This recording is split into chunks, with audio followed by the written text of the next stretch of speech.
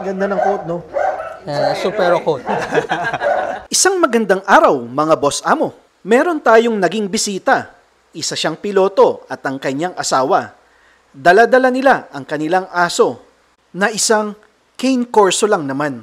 Kilalanin natin si Zula, the Cane Corso. Siya ay 6 months old at may kaso na parang kay Kim. Mahina ang kanyang pastern. Dati talagang bagsak na bagsak yung ano niya, yung pastern siya. Kaya no, medyo yung left na lang. Tapos yung obedience niya, talagang okay pag walang distractions. Sit, stay, down, climb. Kaso lang pag may distraction, medyo... Tapos recall niya, okay din. Nandito sila upang bumili ng pagkain ni Zula. Pero nandito na din lang sila. Ipinakilala ko na ang pangmalakasang pack ng supero. Sinimulan ko kay Lakandula. Nagano na? Mamaya, papakita ko sa'yo. Tiyan mo, agad. gano'n kaangas yan, umiihi. Kiniklaim agad niya yung lugar. Sumunod kong pinakilala si Kim. Hey.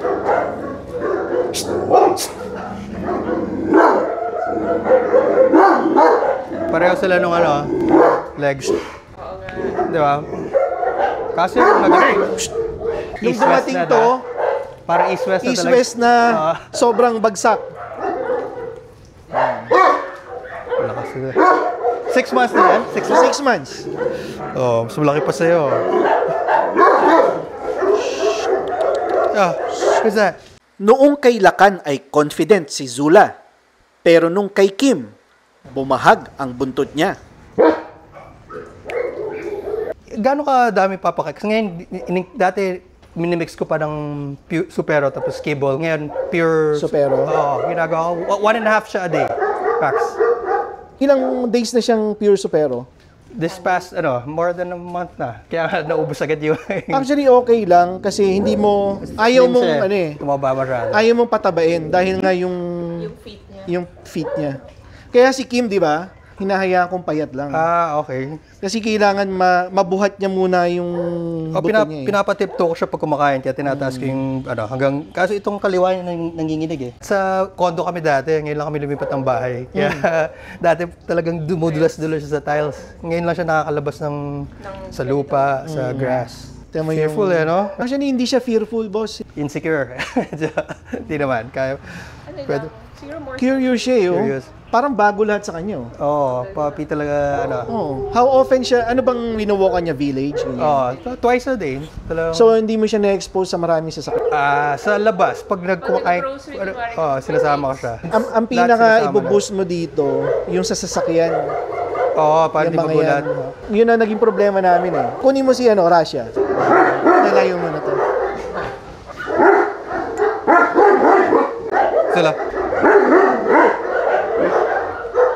Sila, sit. Yun, yung aso na yun, si Russia, hanggang 1 year old, hindi ko pinapalabas dito. Hindi nakakita ng ibang tao. Kami lang. Talaga. Nung nag 1 year old na, at saka ako siya nilabas, sobrang... Running na sa lahat. Talagang kaya. Kaya hanggang ngayon, yun ang yung challenge namin yun. Yung... Mahaba ang usapan basta tungkol sa aso. At dahil limitado ang oras, ay konting kwentuhan na lang. Sabay pinalabas ko na rin si Mr. Nonchalant, si Lucas. Pero itong alpha dito. Yan. Babae na. Lalaki. Lalaki na. Hindi mo kaya, laki-laki niyan. 42 dogs yan. Ako lahat nagpangalan yun.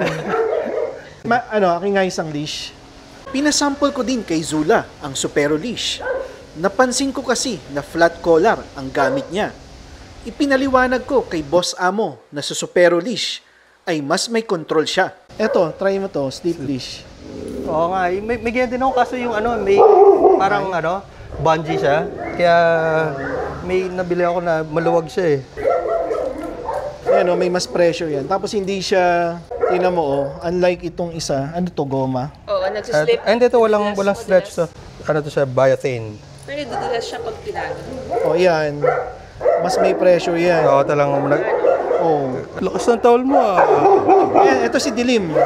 Ipinakita ko din si Dilim na kalmado habang si Zula naman ay tahol ng tahol. Masyadong overwhelmed si Zula sa supero. Napakaraming aso ang lalaki pa. Marahil, yun ang iniisip niya. Oh. Ito naman si Tala. Parang nagtitimpi sa kinikilos ni Zula. Ang gusto sigurong sabihin ni Tala ay, ako ang reyna ng supero. Tumahimik ka. Ito na si John Wick. Bigla siyang nagpalaki ng katawan. Lalo tuloy siyang lumaki. Marahil ay nagpapagwapo siya kay Zula. Tumatahol lang si Zula sa kanya habang si John Wick naman ay tahimik lang. Ngunit nang tumahol si John Wick, Sit. Oh, pala sa kayong boses. Oh. Tumahimik siya, oh. Oh, ano ngayon? Pogi ni John Wick. pare-pareho lang ang naging reaksyon ni Zula sa lahat ng aso ko. Kahit dito kay Lapu-Lapu na isang maginoo. Hindi ko siya masisi kasi bata pa siya. Kailangan pa niya ng mas maraming exposure at socialization. Ito si Star-Lord.